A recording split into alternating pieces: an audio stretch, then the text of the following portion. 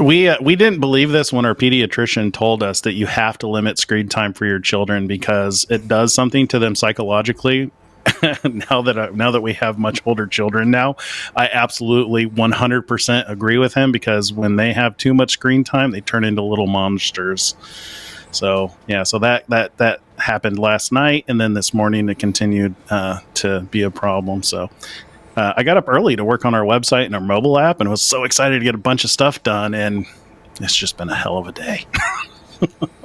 I think you're right about the screen time. I have 4, and I struggle to keep up with it because it's usually me and them. And I'll have to be the first to admit that I've really dropped the ball in that area. You know, it's yeah, and it's interesting because it's not even necessarily the content. The content is a whole other can of worms. Watched a video that Elon Musk posted today in regards to just merely exposing children to things. That's a whole other subject. This is It's just literally just the process of sitting in front of a screen time. The dopamine, it's almost like it's an overproduction of dopamine for too long, and it takes them a while to come down off of that. So it's like there's multiple dynamics that are involved. So not only are you struggling to protect your children from exposure to things that you don't want them exposed to, but also too much time in front of, something that's literally like a drug. And wow, today was literally like dealing with a little addict going through withdrawals. It's been crazy. It is. They say reconnects your brain neurons and the structure of your brain. And I actually went to high school with a girl who is the world's leading expert on brain-mind learning. And really? She does her kid. Yeah. Her name's Janine. It used to be Chapel, but I can't remember what her married name is now. And she's like, oh no. Very, very limited screen time. Yeah. Wow. Yeah. Yeah, it's funny because when we limit her screen time, she is just the sweetest child you could ever meet. Loving, smart, clever, funny, but man, too much screen time. It's like somebody in the corner, in the fetal position, fixing, craving their next fix. You're right. Sadly, it's the truth, and I'm sitting here reflecting on it, and I feel like an awful parent because you're absolutely right. I mean, it's detrimental, and it's our job to protect them. Yeah. And some people fail miserably at it. But so the news seems interesting. A lot of things in the news. Lots of things happened over the weekend. Has anybody seen what happened in the Netherlands? The migrants literally burning down the town, burning buildings, burning police cars. I know this has happened in other cities around Europe, but they literally burnt the whole city down to the ground. This is the worst one that I've ever seen. Oh, you mean the season of love that's taking place in Netherlands, just like we had in Portland, just a couple of years ago? It's mostly peaceful. Yeah. Oh, it's Sadly, this is happening more and more throughout the world. And I know people argue that, this has always happened. Not like this, it hasn't. Yeah, not like this, guys. This is bad. I mean, look at this. I mean, the whole town is roasted. Yeah. I mean, there was even to this day, I've been down to Portland after all of those riots, and it's been many years. How many years? It's been like 2 or 3 years since the Summer of Love, right? And I've been down there fairly recently, and it's a war zone. I mean, like there are businesses that are no longer in business. There is massive amount of homeless people just like literally living on the street corners. And it's dangerous to actually drive down into that area now.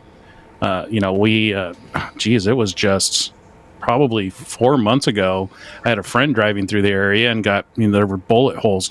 They were shooting. Somebody was shooting. He got hit bullet holes in the back of his car just driving down Portland.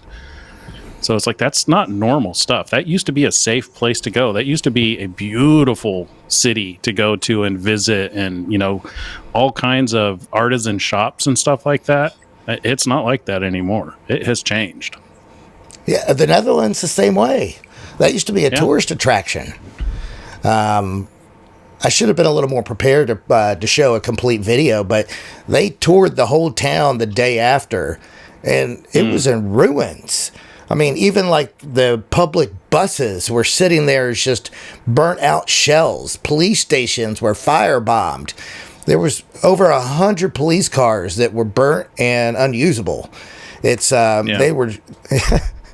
You saw the police just huddled up into squads of 3 or 4 with their shields, and thousands of migrants going at them. I mean, it's that would have been a case for the National Guard to get called in. I mean, it was just insane, out of hand. But I don't understand it. Yeah, every time I see that stuff, it just reminds me of the days of Noah and Lot.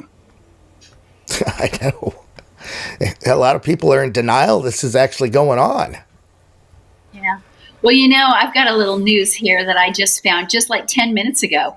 San Francisco just appointed its first non-citizen to the Election Commission. What? How's that work? My goodness. Yes, believe it or not. It actually says the San Francisco Elections Commission has, for what is believed to be the first time in its history, appointed someone who isn't a citizen, who isn't legally allowed to vote, to serve as an official. And her name is Kelly Wong. She is an immigrant right advocate, and she arrived in the U.S. in 2019 for her graduate studies, and now is on the San Francisco Elections Board. And the mayor said, "I am deeply committed to ensuring that everyone, regardless of immigration status, has a seat at the table in shaping the future of our city." Isn't that beautiful? No. How is that legal? I don't know. I wanted to throw up. I was stunned. But yeah, I mean, if you're going to put a legal immigrant, a non-citizen on something, put them on the garbage commission or something. But on the election, well, I mean, I understand.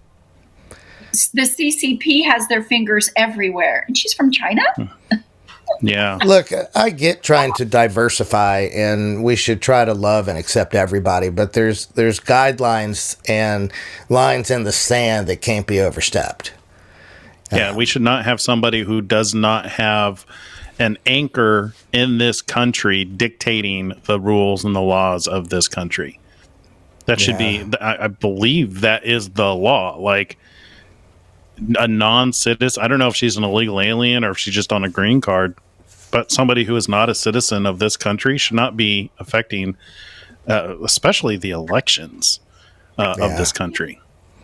Well, and again, she got here in 2019. She's only been here 4 years, maybe 5 at the very, very most. Came for a graduate studies, so she's probably on a student visa. We know that CCP imports their students into our universities all the time. Number one, they can get a great education. Number two, they can indoctrinate, infiltrate, etc. And so I'm really stunned that anyone would think that this is a good idea. Yeah. And it's not like we're trying to not love somebody. It's just that when you have a country and there are enemies outside and inside, there's laws for a reason. The laws are what protect us. That's the agreement that we all have usually that defines how we behave around each other. And when you get a group of people who you don't know if they're your enemy or your friend, and changing those laws, it overrides the will of the people. So it's not that we don't love these people. It's just we have an agreement on who actually dictates, the framework of our states, the frameworks of our country, frameworks of how we elect people. Yeah. So the next piece of news is our current administration they investigated the leader's son for a slew of stuff that was obviously called for. Everybody knows that the shenanigans have been thick and they're real. So the DOJ has charged the whistleblower that revealed the information on these charges. They call it charging FBI confidential human source felony for false statement and obstruction of crimes. How does that happen? He blew the whistle on, backdoor peddling and actual crimes, and the DOJ is trying to strong arm and make essentially make an example out of someone, blowing the whistle on someone doing the wrong thing. They essentially let him get off on everything, and now they're mad that it was brought to light. So they're, the way the law is supposed to work, there's supposed to be a crime, and then you research who was associated with that crime. Now how it works is they find the person they don't like, and they find a crime that they've done. So the way the law is supposed to work is supposed to be a crime, and now they research and investigate who has committed that crime. That's the law of the land. Now it's completely backwards. So they don't do it that way anymore. They find the person, and then they find a crime that's connected to them. So it's really a shame to see it's a mess. Minority report. It's minority report. Yeah. What's interesting about this? Reading this, it says the indictment alleges that in March 2017, Smirnov reported to an FBI agent that he had a phone call with the owner of a Ukrainian industrial conglomerate, Burisma Holdings, limited concerning Burisma's interest in acquiring the U.S. company. Anyway, isn't this the same stuff that they went after Trump for investigating the prosecutor? I mean, come on, guys. Yes. Oh, no, they impeached Trump over that. They impeached him simply for asking, hey, can you investigate it? And they literally have Biden on video admitting to a crime of quid pro quo. And here you have this same person. I mean, who do you believe at this point? I mean, it's like the evidence is clear that there is something going on, considering the amount of money that this administration is dumping into that war, and they go after anybody who seems to threaten that. The picture that they're painting, I don't know what they think they're painting or what they think they're hiding, but they look guilty as hell. I'm not trying to pass judgment. It's just, geez. It's a playbook. They took a page out of Adolf Hitler's playbook. This is textbook how he did it in 1939. Yeah. Yeah, and Saul Alinsky. That's where they're getting their information is Saul Alinsky, and he his acolyte is Hillary Clinton, and all of this, everything you can pretty much bring everything back to the Clintons, but no, if you read Saul Alinsky's book, that's the deal. That's the one that they're actually taking the playbook from, and it cracks me up because they lie to our faces and they continue lying. About half of the nation has woken up to these things, and people are waking up and they're realizing they're just standing there lying, and they say it over and over. They're total gaslighters.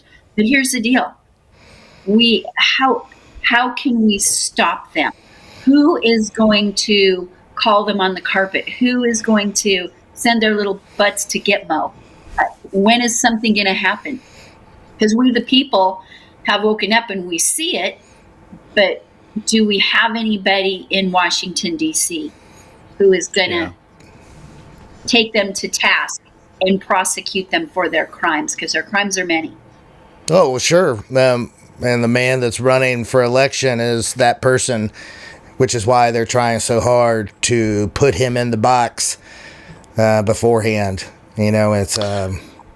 Oh man, did you see that late night show with Colbert? How he went off on that rant about like just declaring the incoming challenger for the current administration, like just declaring him guilty.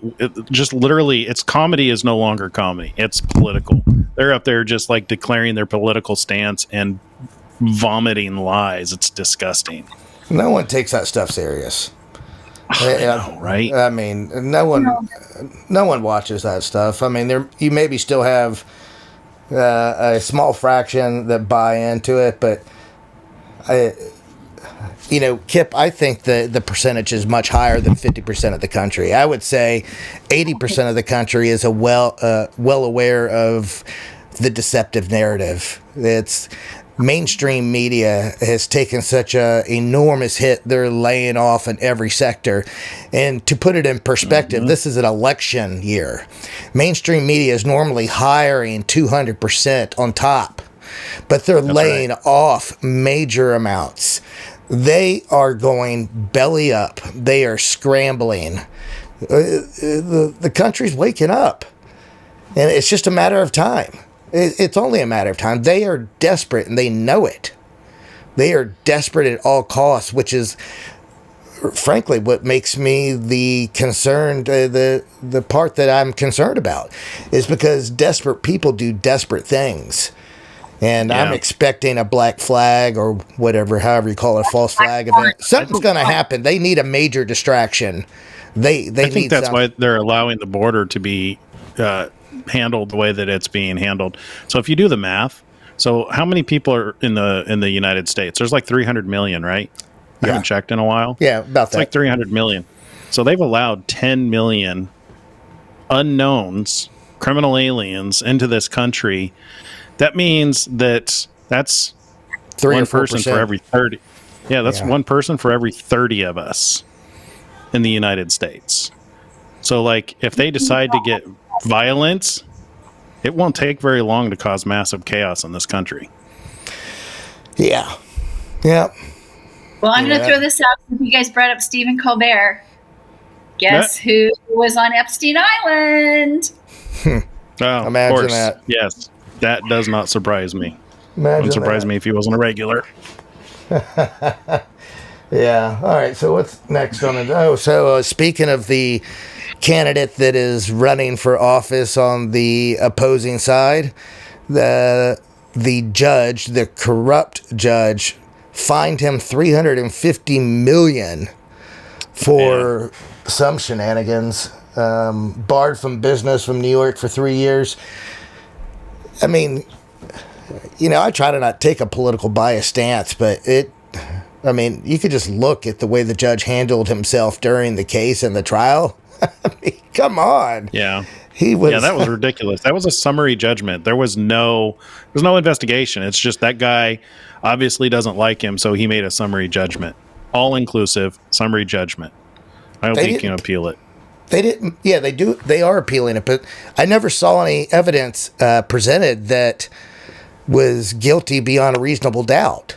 I saw lots of evidence that he's not guilty. I mean, the valuations on the real estate are ridiculous. I mean, saying that a building that like you literally could not buy for $15 million. He's trying to make this claim that the building, and I'm not quoting exact numbers here, but you guys know what I'm talking about. Like one building in New York City in a prime location, that judge is trying to say that it's only valued at 15 million, and by Trump claiming that it's worth 600 million, which literally the building next to it is worth twice as much, is just the stupidity is mind-boggling. It really is. So we've had 3 explosions over the last week. One in Miami, one in Virginia, and one in LA. Yikes. I'm sure you guys remember about a month or so ago, there was another one out near Virginia or DC where the house exploded. And I'm not talking about just like a boom on the inside, like a devastated explosive where the house was leveled and all there was rubbish. Wow. It almost makes me wonder, are they going to spin this and say that there's some anomaly with with using natural gas, and that's what the culprit is. And look, we need to eliminate natural gas out of all the homes. So, because they've been pushing that. I may be out on a far limb here, but No, you can't have a gas stove. That's against the environment, and it's dangerous. yeah, but how else do you that's 4 homes in the last 2 months that have just gone boom, just exploded. And they don't provide any other reason. It's interesting. It's what other reason would they have? Because clearly these things just don't blow up on random. No, I didn't actually watch the explosions. There are some. I mean, there's obviously valid reasons for explosion, especially with like the production of methamphetamines. You get people with labs in their homes dealing with dangerous chemicals. As far as natural gas, my understanding is Hollywood blows those way out of the water to where if I've had natural gas half of my life. I can't tell you how many times the pilot light has gone out. We've smelled smoke and the whole house doesn't explode when there's a little spark or something like that. So, it would have to fill up the entire home, and the home would have to be exceptionally well sealed in order for it to combust enough to level the entire home. I just don't think it's a reality as somebody who's actually used natural gas for a long period of time. You may be right. So I think there's, definitely some kind of an accelerant. So yeah, one of the viewers we do have 10 million people here who are unknowns. Maybe they're working with some vests, One of the viewers just said a place in Texas blew up too. It's over the last a lot of fires too, like with the food production facilities, a lot of fires there too. I wonder if they're not connected. Well, I could see the food production. They want to control all food production. It's food is the lifeline to controlling the people. When the mark is mandated, food is the weapon they'll use to employ. So, but the random homes just going up. It leaves my head scratching. I think there's more to it, but I guess time will tell. What's your thoughts, Kip? Yeah. I don't know. Honestly, I don't know. I am at a loss. No theories. You know me, I normally have a theory. I've got no theory on this one. Kip was talking about the Super Bowl. We'll get into our main topic in a second, but she mentioned something that really interested me because I had been looking into last year before we started doing the show, the big sphere that they have in Vegas. It's a massive television screen. It's huge. I think it's 100, 200 feet in diameter. It's massive. It could be much bigger than that. It's essentially a big television screen. Bands have massive shows there. There's been reports of hypnosis and all sorts of stuff. Anyways, she was saying that this is where they held the kids' Super Bowl, and all the kids were sent there. And none of the news reports are talking about this, but what did they do to the kids, Kip? Yeah. Well, that's the funny thing is we don't know.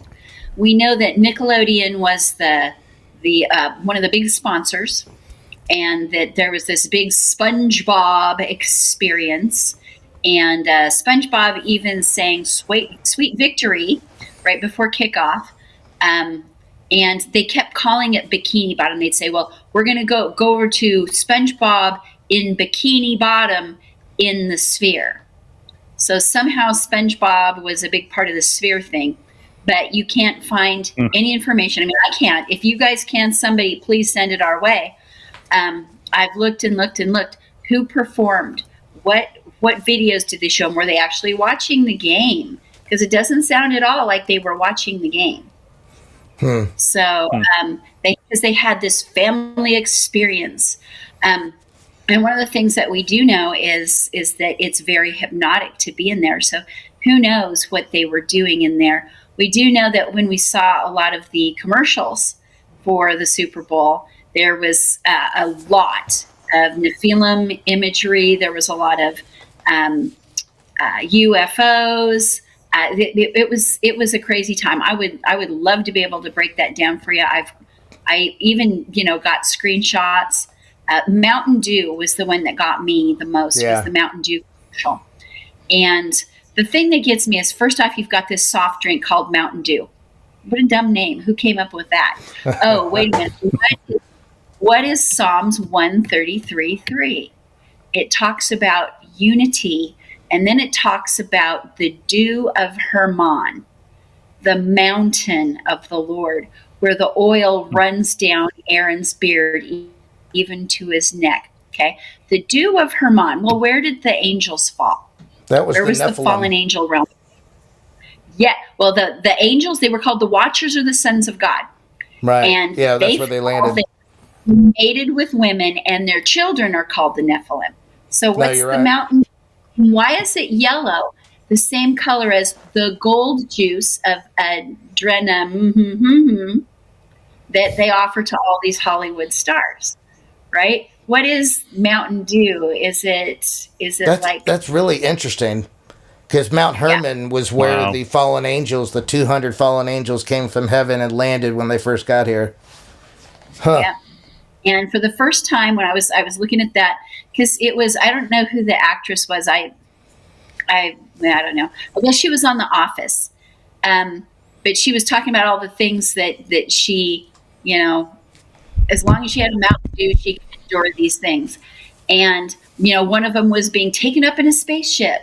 And then another one, she was riding on a dragon with a friend of hers. They were riding on dragons, drinking Mountain Dew. And I'm like, Mountain Dew. And then we all also know that the numeric values of 13 and 33 are huge in witchcraft and the Masonic realm, right?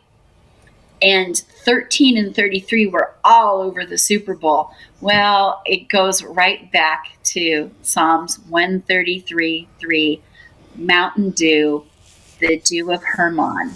We'll have to do a deep dive video on that. That's a good topic. I never made the connection with Mountain Dew. Makes you wonder what's in the drink. Yeah. Nobody should be drinking soda anyway.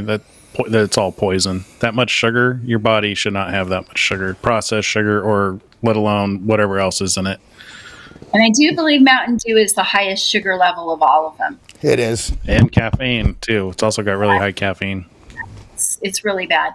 But, this all comes back to taking the children into the sphere, and what did they see there? And then, was it Chris or Watchful, you guys mentioned how you saw a thing on the sphere before, and they do gross stuff on there all the time. They have like a big eyeball that looks around at people. Yeah, there's I was studying it last year. The U2 and many other big bands have had concerts there. And one of my favorite channels, which is KJ, the Scariest Movie Ever, he showed one of the U2 shows, and they were flashing pictures up on the massive screen behind the band playing, but they were having jump cuts in between the pictures. Now, you couldn't see these jump cuts. They were subliminal, but he slowed down the video to like 5% of speed. And he could freeze frame the image that came between the images. And now it wasn't up long enough for you to actually see it. But if you paused the video and had slowed it down, you could see it. And every other few seconds, it was subliminal messages of all sorts of satanic stuff. It was super creepy. They've talked about that in the past in many movies, that they have jump cuts that, and you guys can Google this. Just Google satanic jump cuts in movies. You'd be surprised. There's thousands of movies out there that have jump cuts in them. You can't see them when you're watching them. You would literally have to slow down the playback to like 5 or 10% speed and pause it when you see it. But your mind sees these things, and it programs the mind. That's how it works. And I think there's a lot more to the jump cuts, but we're going to probably do a whole video on that. We've gone. Yeah, that'd be an interesting. Yeah, it'd be a really interesting show. That and hypnosis. It would go hand in hand. Yeah. But it's and you mentioned U2, but they were a Christian band at first. Not anymore. They professed Jesus and all kinds of stuff. I guess they signed the covenant in blood. I don't know. Yeah, like Dr. Greener said, Usher is a man of Christ, and I didn't want to bust his bubble because he means well. But Usher, he's not the guy that a lot of people thinks he is. I mean, even his Super Bowl outfit, he had a phoenix pinned to his shirt. It's very clear. I mean, you saw the piano that whoever was playing on it, was that Beyonce or Alicia Keys? I can't remember who it was. And the piano was a viper's tongue. It was a viper's tongue. Yeah. There was some fan in the crowd and like the VIP box that was with the popular girl that dates the football player, Ice Spice. I forget her name. Anyway, she was flashing all sorts of satanic symbols up on the Megatron when it would cut to her. She was wearing a black outfit, upside down cross. Anyways, we'll touch on that on another show. We went over our allotted time for news. You know, a lot of people noticed that her hand signals, things that she would do, Taylor Swift, they seem to be controlling Taylor Swift and her friends into like drinking or doing whatever. It almost was like a puppeteer. So, something to think about there. Weird. Yeah. Thanks for watching this segment from our live show. We're live every night, 9 p.m. Eastern Standard Time, except for the Sabbath. See you tomorrow.